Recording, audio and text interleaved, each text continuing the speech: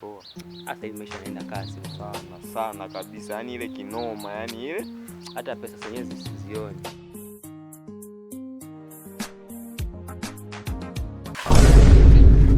Kaka. Nini? Kakafu kuna watu pale wameniibia simu yangu. Simu? Ati? Ule umenunulia juzi ile siku.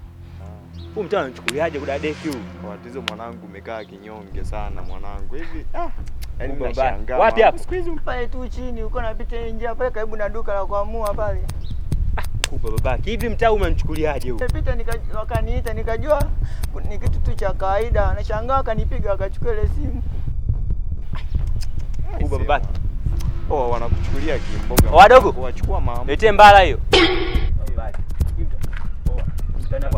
Sikieni hivi, wasikia? Utapata tu taarifa, maana mbona kuletea taarifa? Subiri mcheki babaki. Wewe dogo. Sikilizia hapo, sikilizia hapo.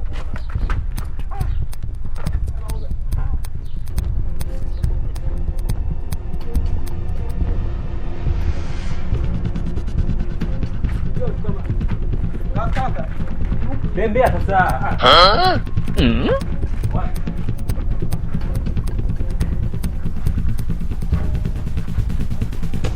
Unakaa ndo hapa? Ndo hapa hivi. Sasa ni hivi. Hivi mtaa unanichukuliaje huo mtaa? Kuba babake. Tokeni sasa, tokeni.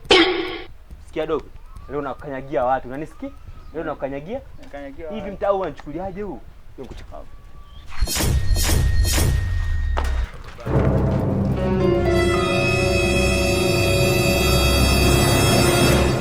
Ndo huyu hapa alichukua simu huyu hapa kaka, ndo huyu hapo hivi.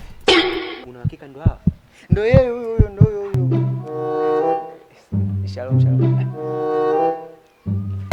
Mama yangu, game over. Sasa ni huyu. Mwenye uwanja wake kaingia sasa. Do samani. Una hakika ndo huyu? Ndo huyu. Wewe dogo, sio unafananisha watu wewe. Samani, mbona hata sura zenyewe sio za wizi hizi dogo yangu? Niyo sura hiyo. Niyo sura sawa wizi. Kaka samani, eti wewe ndo umechukua simu ya mdogo wangu hapa? Si hapo kaka, si hapo hivi. Sina menulia juzi. Dogo, simu zinafanana mdogo wangu. Kaka si hapo. Simu zimetoka nyingi mdogo wangu, simu zinafanana. Samani kaka. Jamani, sisi hatujaja kwa shari jamani. Unakuja kwa amani unaambala. Ili nalipitisha kwa maamuzi tuliazima jana, si ndio? Hakuna. Yule mazala bo. Mazala.